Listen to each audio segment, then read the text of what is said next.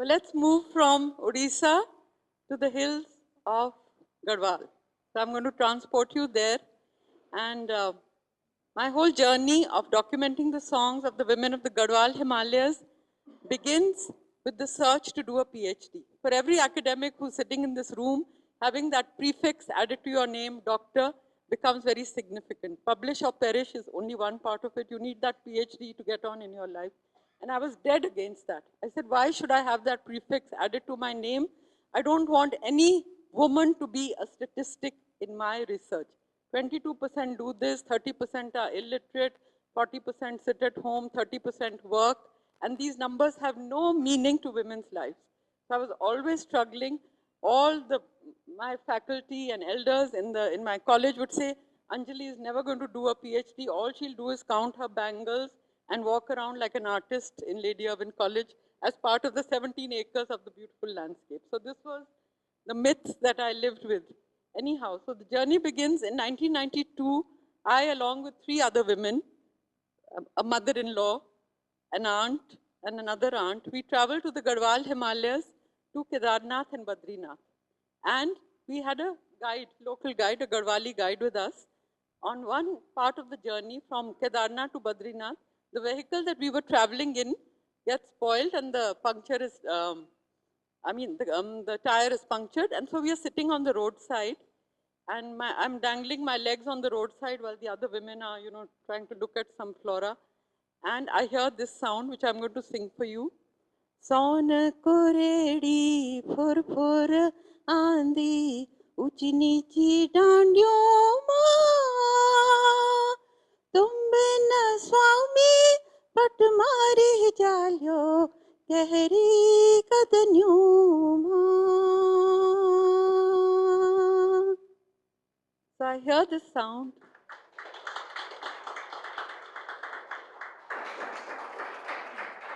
I hear this sound and I'm absolutely transfixed, I'm just rooted to the ground. I don't know what the song means. I don't know what they're singing. Suddenly, I see 2 women walking down the hillside, and they look exactly like this with a heavy load. And they come near me, and they walk past me, and I just say, Namaste, Didi. She sees me.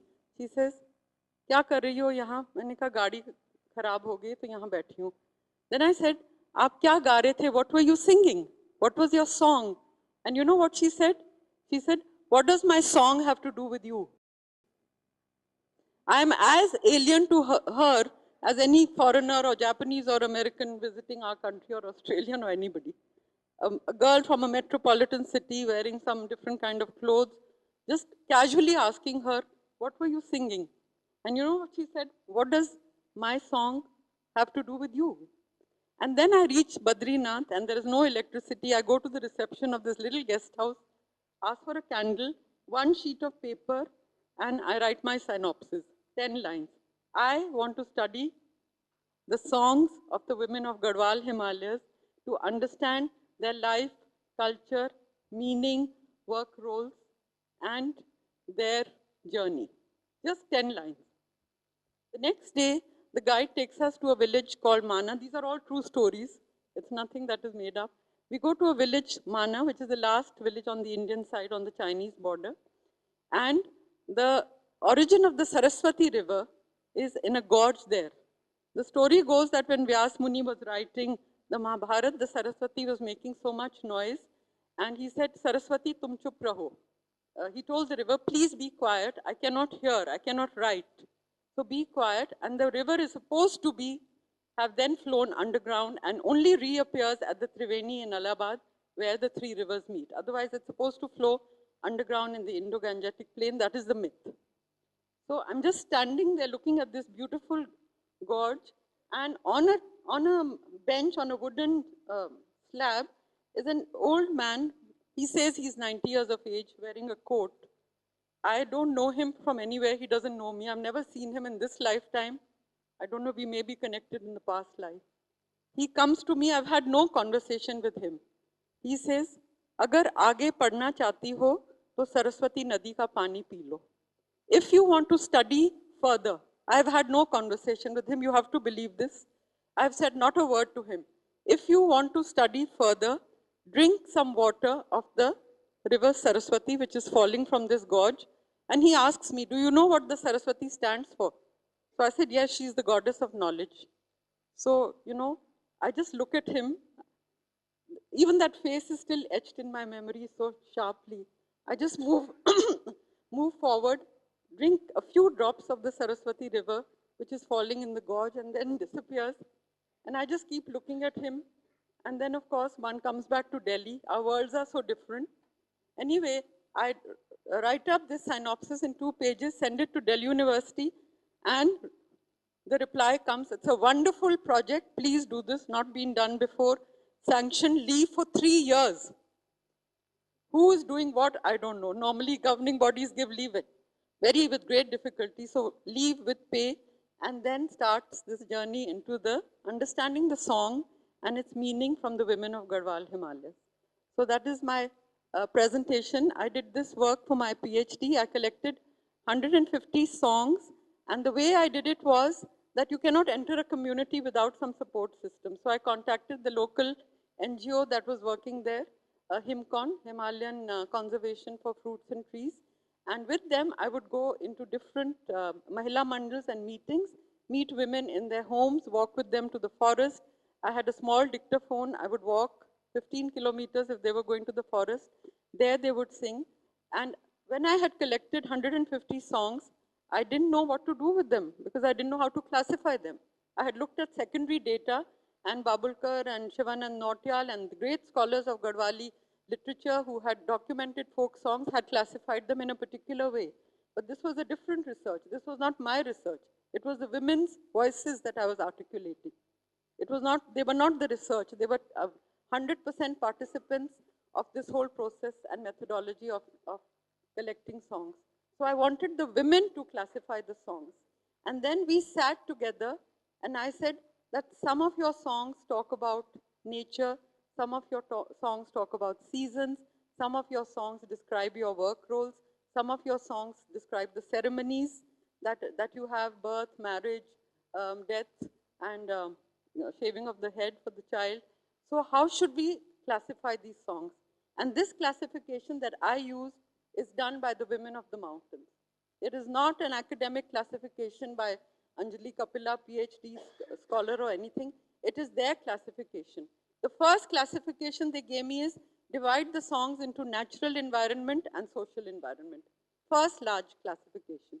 In the natural environment, they said there are songs about trees, there are songs about the forest, there are songs about water, there are songs about the beauty of the land.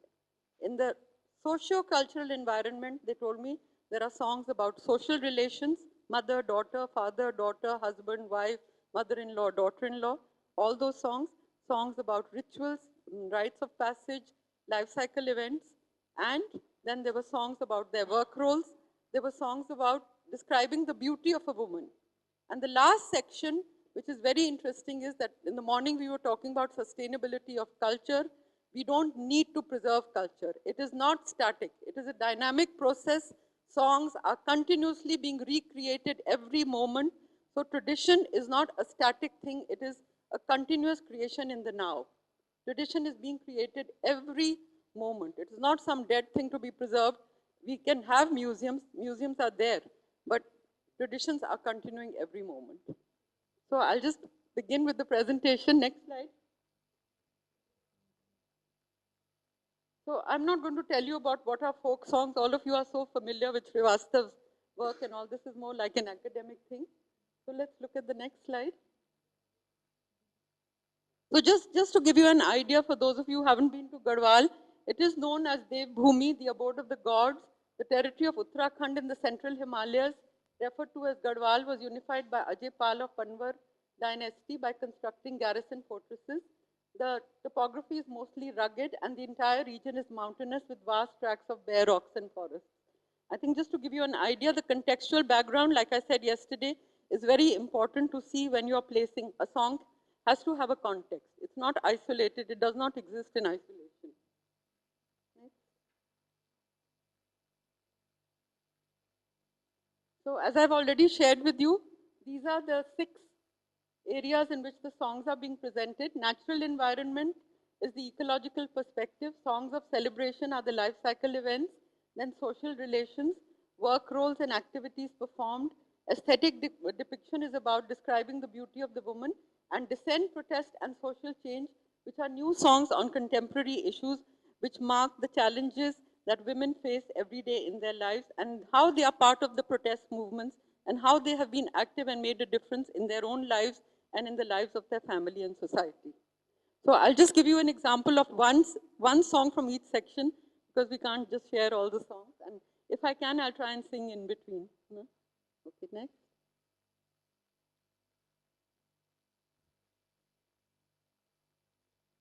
So what I want to say is that when I was analyzing every song, I found that the song is multi-layered. Each song had many layers of meaning. So like the song, like Ritu Geet, Baramasa, not only described the features of each season, it also made a reference to Shiv and Parvati, reiterating the presence of the sacred. It also described the emotional state of the woman where she's saying that you are away for 11 months of the year and I'm in this environment, in this beautiful environment, longing for you. Like the first song which I sang, the meaning of that was that the fog, the kohra of Savan is coming up the hillside, but you are not here, dear Lord. I miss you and my papi eyes. My eyes feel, you know, he's calling her eyes papi. My eyes feel that they see you, but I know that they are not, that you are not here. And the fog is obliterating the whole landscape. So they also describe social relations and work roles. So each song, you cannot actually categorize songs. So this is important, that categorization is only external. Each song falls into several categories. Next. So this is a song like in praise of the land. My Garhwal has beautiful forests, groves of banana plantation and tall devda trees. Santelu Pradhan makes money in exchange for his daughters and gives dan to attain salvation. So a lot of this anger also of women in the community. Because, you know, Kanya Dan, and you give Dan, they used to sell their daughters earlier in order to attain salvation because the ceremony of Kanya Dan gives salvation to the parents. So, you know, they're kind of hitting out at that. The second song describes the seasons. Basant Ritu is here. The hillsides are covered with flowers. The koel sings from mountain tops. Its sounds reverberates in the valley.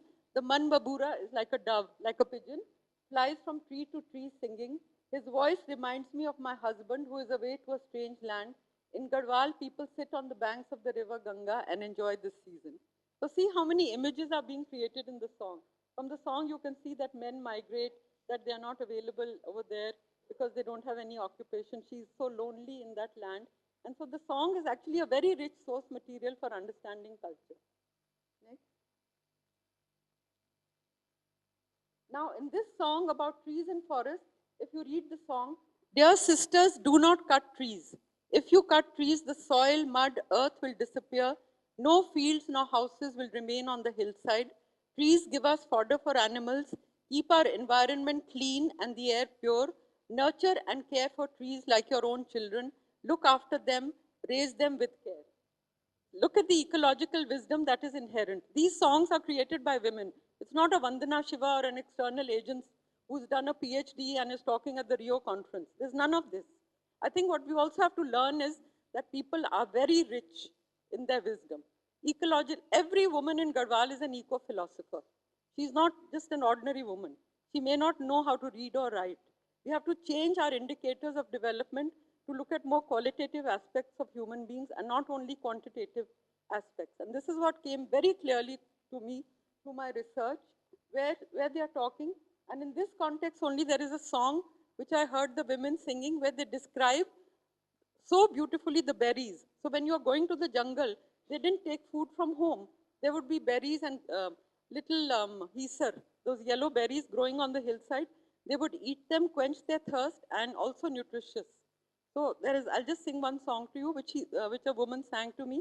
Teri kali ghagari, pingala butka, bhala loga pilandi, ras ka gutka, ईसरा तेरा क्या करूं मैं बखान भला लोगा पिला रास का गुटका. So this is, she's singing this song. She sings this song walking up the mountainside, where she's saying that the berry is so beautiful. It's wearing a yellow blouse and a black dress. She's likening the calyx to a black lehenga and the yellow dress. And she's saying, you quench my thirst as I walk up the hillside to get fuel and fodder for the family. So it's really so beautiful in every, I just could not believe that I had, as a gift, that God had given me the grace to, for 3 years, to listen to these voices and to understand their work. So that another song about water scarcity. So let's take the next song. So the marriage is held, like you can see there are 4 pillars of banana leaves out in the open, and the bride and the bridegroom are sitting here. The priest comes and the whole village sits around to see the ceremony and give their blessings. It's really a beautiful sight. The picture is not very clear, but there is a song of Kanyadan. Dear father, give Kanyadan. Land and jewels everyone gives, but you, dear father, give a Kanyadan and attain salvation. So she's urging her father to give her Kanyadan. And the song sung at the birth of a child is, Dear son, you are the fruit of my sacrifice. To attain you, I underwent severe austerities and observed all rites and rituals. For you, I bathed in the holy kund of all the shrines in Garhwal. I worshipped all the stones in the name of God. Dear son, may you become that ray of light that illuminates the mountain peaks at dawn. Look at the imagery, the rays of that enlighten the peaks during dawn. But one thing I want to say that there is not much discrimination like there is in the plains in Haryana and in Delhi and all. They do not discriminate against the girl child at all. She has a lot of respect in the family. So while there are some songs, though I did sit with women's groups and say that why don't you create songs at the birth of a girl child also.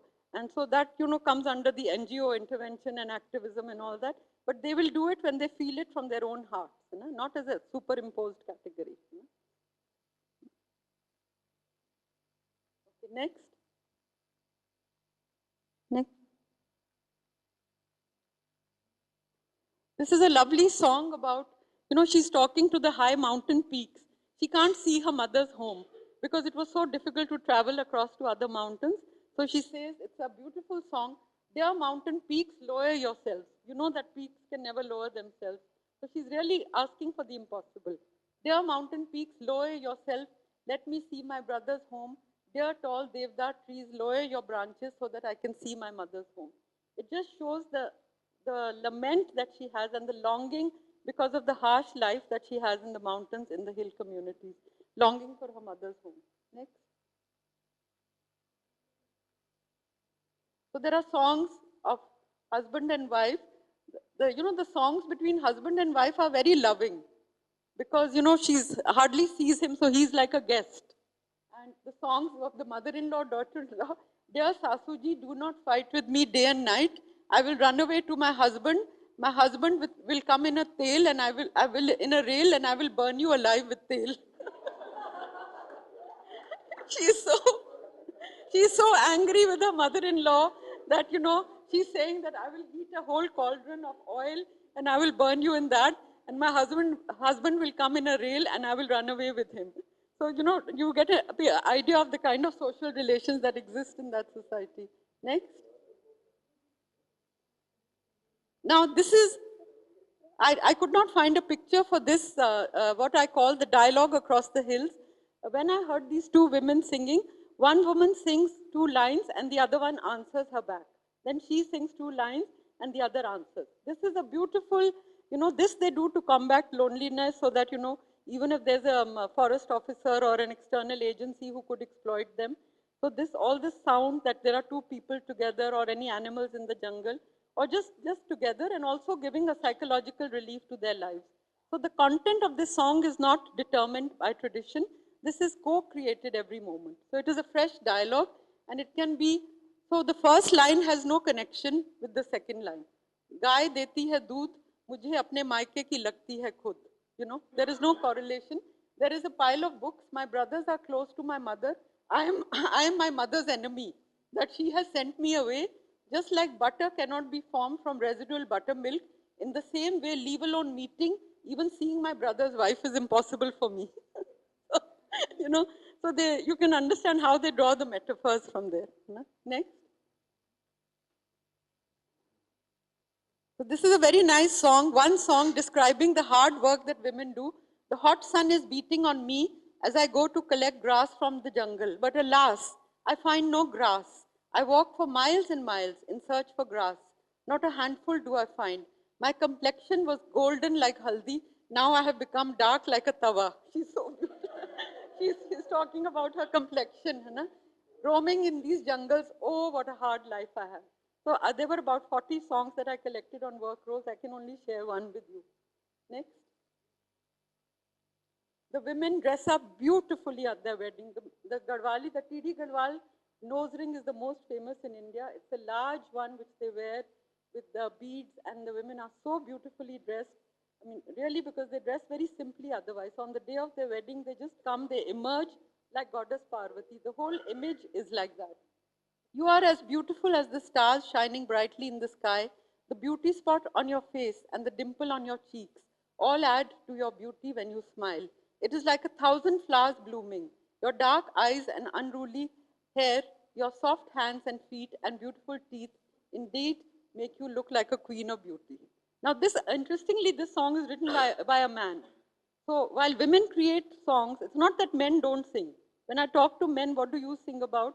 They said we mainly sing about women, you know, about their beauty, about their harsh life. They're very aware of all that. I think the last song, you know, these are very important to know because, like we said, songs are constantly changing and incorporating contemporary issues. See the text of this song. The Vedas and the Puranas deny the selling of a girl by her father. A daughter is born from the same womb as a son to her mother, but only the son is entitled to the parent's property. Taking material wealth in exchange for a daughter is a crime. Do not sell your daughter as though she was a cow. Stop doing this and take blessings from your daughters. Look at this beautiful song. She's referring to mythology, that nowhere in the mythology does it make a reference to selling girls. And she's urging the fathers and all the brothers in that community. So this influence has come through a lot of NGO presence in Garhwal, where gender and all these aspects are discussed. And you can see that the songs have changed, the content of the songs. And there is also a change in the cultural fabric with modernization. Chamba, the town situated on the main road, has beautiful little and big shops. The students from the college nearby gather in the streets. Their teachers urge them to study and not to smoke tobacco. So these are all songs. You can refer them to college people. And not to use unkind words to others. Chamba town is a nice little town. Even the road to New Terry goes from here. So, you know, what this shows is that songs are always incorporating new ideas and new, like you talked about folklore and the Bollywood images. So Sunita and Ramesh or Shiv and Parvati have been replaced by Sridevi and Mithun, and songs have, so constantly change is happening. So this was really a wonderful, is there another slide? This song is about exploitation, and the other song is about mobilizing women's power to create Mahila Mandals where women can make a difference. So this is only an example of how song is a rich source material for understanding culture and a community. Thank you.